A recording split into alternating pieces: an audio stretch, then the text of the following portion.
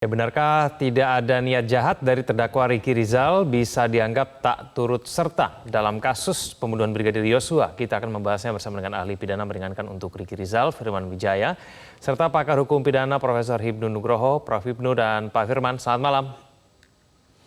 Malam. Selamat malam, Mas. Selamat malam, Prof. Hibnu. Firman, selamat. Ya, salam sehat untuk semuanya. Saya langsung ke Pak Firman. Pak Firman, apakah memang menurut Anda bahwa terdakwa Ricky Rizal ini tidak memenuhi syarat sebagai seseorang yang ikut serta dalam pembunuhan berencana? Iya, Mas. Oh, silakan, Prof.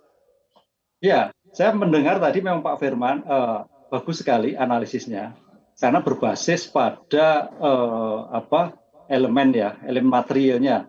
Karena sudah ada tindakan awal bahwa dia menolak itu berarti ada suatu kehendak ketidakmampuan untuk melakukan suatu kejahatan, ketidakmampuan karena memang sifat tidak mampu, tidak tega kalau orang Jawa, atau juga karena memang tidak mampu. Kalau kemarin adalah tidak mampu untuk melakukan suatu penembakan, apalagi bidangnya bidang di luar serse, beliau kan lalu lintas. Ini suatu poin-poin yang kalau kita lihat kronologi tersendiri.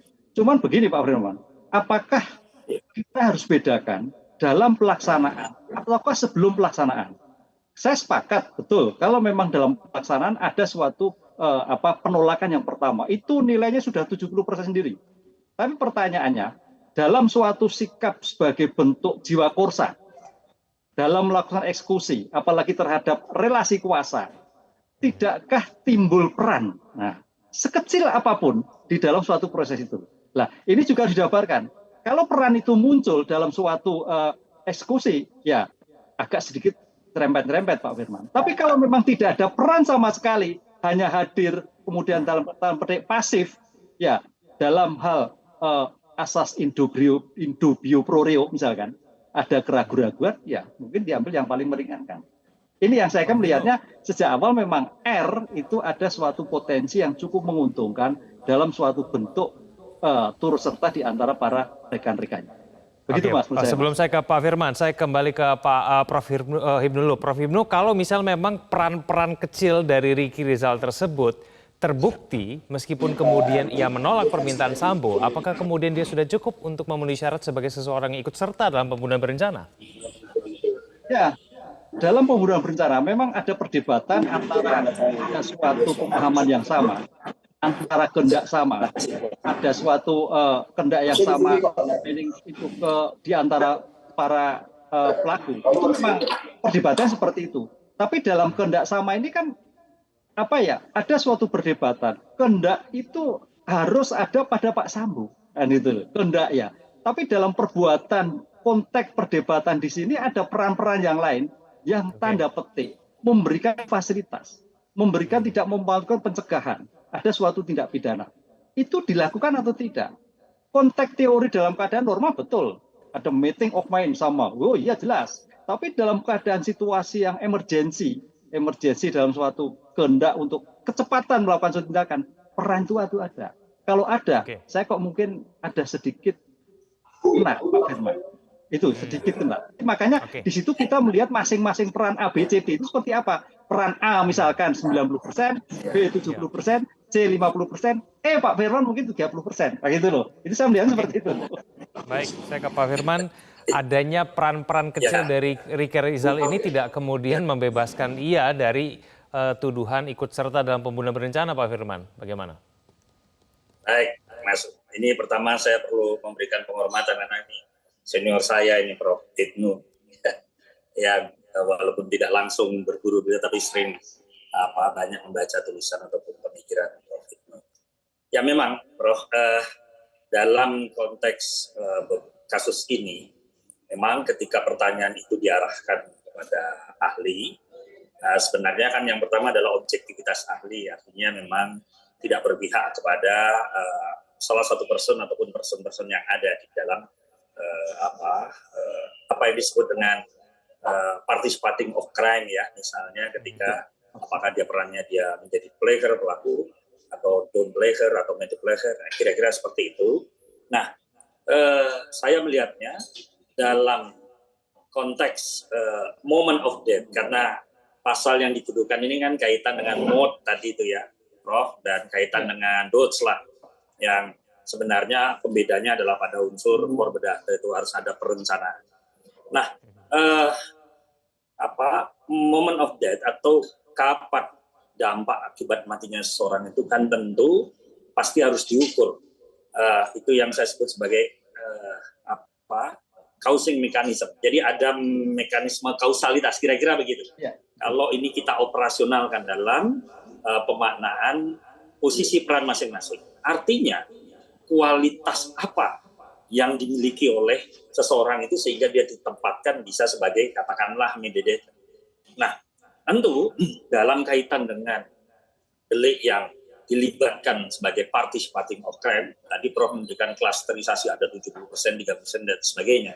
Nah, saya melihatnya dalam konteks moment of death itu kapan matinya seseorang itu secara kausal mekanisme itu harus ada instrumen yang bisa mengukur atau sarana yang bisa mengukur atau menjadi parameter ya dari perbedaan 338 dan 340 tadi. Walaupun kedua-duanya itu semuanya diliputi oleh perbuatan kesengajaan. Nah, instrumennya pada waktu pertanyaan yang diajukan pada ahli, saya mendeskripsikannya kalau ini kaitan dengan moment of death atau mencari causing of death, penyebab kematian. Maka dari sekian pendekatan kausalitas ya mungkin rantai kausalitas yang panjang itu ya mulai dari peristiwa di Magelang sampai Jawa Tengah sampai di Jakarta yang hari ini juga hakim melakukan check in the spot ya pemeriksaan setempat. Nah, menurut saya deskripsi ini yang sangat abstraksi ini ya sangat sulit diukur ini harus dikonkretisasi. Caranya bagaimana agar yang abstrak itu yang namanya niat jahat atau foreman atau intention itu bisa diwujudkan. Ya, bisa dikaitkan dengan Pak Firman, Anda mengatakan bahwa tidak ada niat jahat begitu dari Ricky Rizal ya? Niat jahat, ya.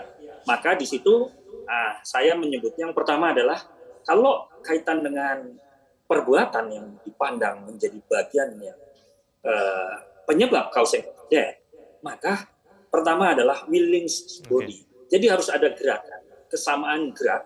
Maksud saya, kesamaan gerak ini adalah bentuk dari willingness ya keinginan bersama yang harusnya juga menjadi foretelling, menjadi bayangan bersama bahwa ini loh targetnya adalah korban harus mati.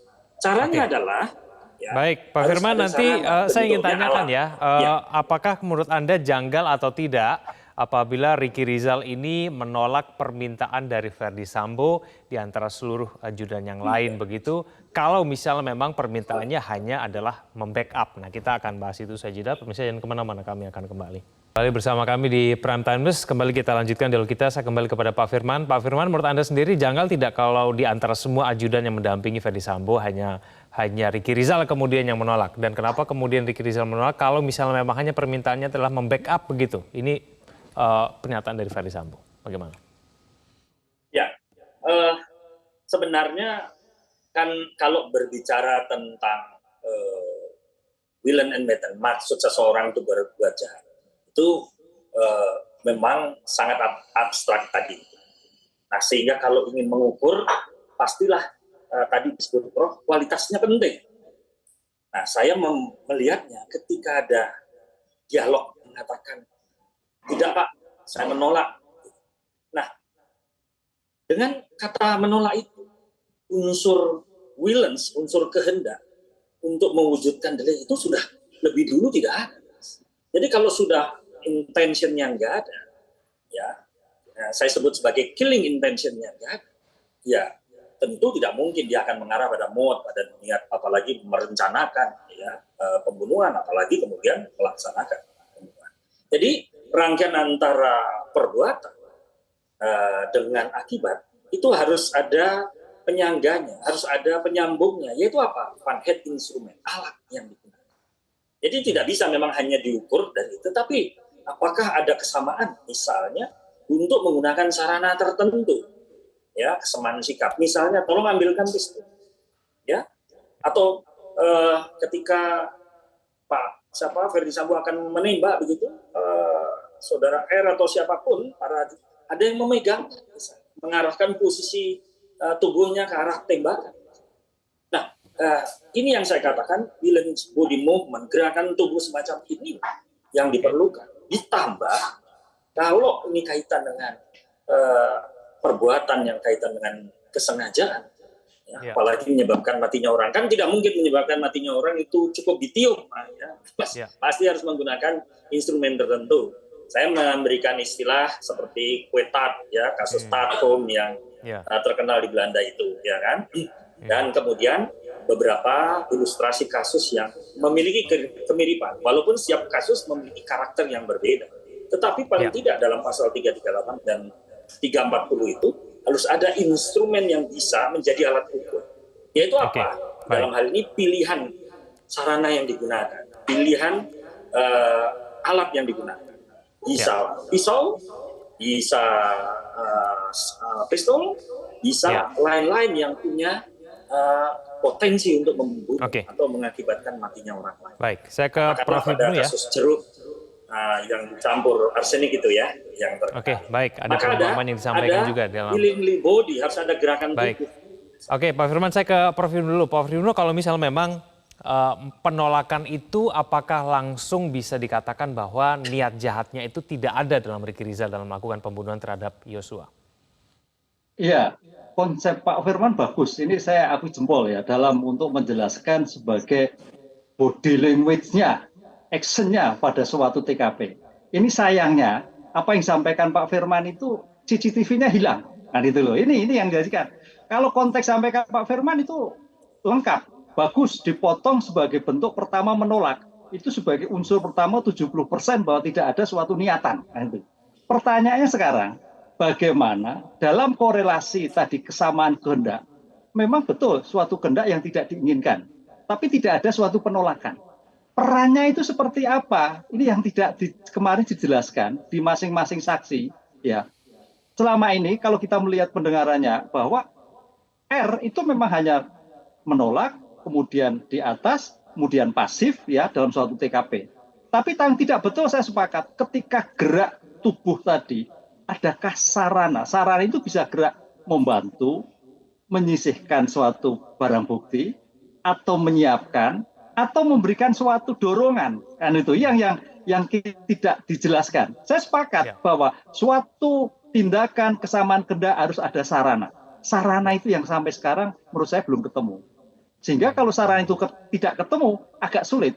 Saya sudah sejak awal, Mas, dari kondisi dari kasus ini tampaknya R yang agak mempunyai nilai positif. Karena sejak awal sudah menyatakan menolak.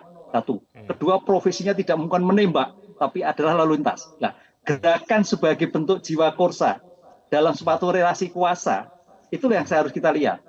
Adakah perang di dalam suatu moment of death tadi yang disampaikan Pak Firman. Kalau itu perannya ada, tadi saya katakan mungkin nilainya 20%. Baik, Prof, tapi bagaimana kemudian Ricky Rizal ini bisa membuktikan bahwa ia tidak ikut serta dalam pembunuhan berencana kalau dia memang sudah mengikuti perjalanan kasus ini sejak dari Magelang hingga kemudian di Duren 3? Ya, karena kan ada bukti-bukti lain, keterangan saksi yang ada kemarin. Dan ditambah saya melihatnya adalah keterangan dari poligraf. Memang poligraf itu suatu alat ya, bukan barang bukti. Itu sebagai petunjuk awal. Petunjuk awal yang meyakinkan mana ini menguatkan penasihat hukum atau menguatkan penuntut umum. Atau malah sama sekali tidak menguatkan apa-apa. Dengan demikian yang disampaikan Pak Firman sebagai bentuk alat itu memang harus dibuktikan dengan bukti yang lain. Adakah keterangan ahli yang mendukung sampaikan Pak Firman? Adakah bukti yang lain yang mendukung Pak Firman? Kalau itu memang sampai pada tidak ada suatu alat kehendak untuk melakukan, ya betul-betul pasif. Karena dalam suatu konsep rencana ini beda dengan permufakatan jahat. Kalau permufakatan itu bisa aktif, bisa pasif, kan gitu loh. Kalau kita bisa lihat pasal 88 KUHP. Ini kan enggak, maksudnya adalah perencanaan. Nah, debatnya ini saya kira nanti hakim yang akan melihatnya. Begitu, Mas. Baik, Pak Firman, kenapa kemudian hasil poligraf bisa dijadikan alat bukti dalam persidangan? Jadi betul yang disampaikan Prof. Hipnu tadi. Sebenarnya yang disampaikan Prof. Hipnu memang sekarang persidangan ini akan dihadapkan pada aspek pembuktian alamiah dengan pembuktian ilmiah, kira-kira gitu kan, Prof. Tadi Prof menyebutkan misalnya poligraf yang juga tadi ditanyakan di dalam persidangan. ya dalam rezim hukum modern memang ada tuntutan bahwa hukum pidana itu ya harus open minded, harus open policy, dan sehingga rule breaking itu atau terobosan hukum memang diperlukan. Tapi kadang-kala bagi kaum yang punya pandangan legalitas ketat, kelihatannya sulit menerima ini kan, bro, nyangkut scientific evidence itu. Tetapi dunia akan terus berubah, maka hemat saya ya pasti pengadilan tidak mungkin imun terhadap perubahan itu, termasuk hakim. Jadi konsep iura cuira novit, hakim tahu semua hal, kan kira-kira itu idiomnya kan, bro. Ini pasti akan mengalami challenges, mengalami tantangan. Seperti yang disampaikan Prof tadi, bahwa kecil dan besarnya, mana yang paling determinan, mana yang paling dominan, bukti ilmiah dengan bukti alamiah, ya para saksi dengan keterangan yang demikian seragam, terus kemudian ada bukti ilmiah, scientific evidence itu dengan natural evidence, ya mana yang membangun keyakinan. Tapi nanti kita akan tunggu bersama nanti bagaimana kemudian jalannya persidangan berikutnya. Hakim datang ke pemeriksaan setempat ya, dia mendatangi lokasi. Ini menurut saya rupanya pendekatan operasional itu keyakinan hakim ingin dibentuk. Baik, Pak Firman, mohon maaf waktu kita terbatas. Dengan melihat lokus. Oke, kita tunggu nanti bagaimana hasil dari persidangan selanjutnya. Terima kasih Pak Firman, terima kasih Prof Hipnu telah bergabung bersama kami di Prime Time News. Selamat malam.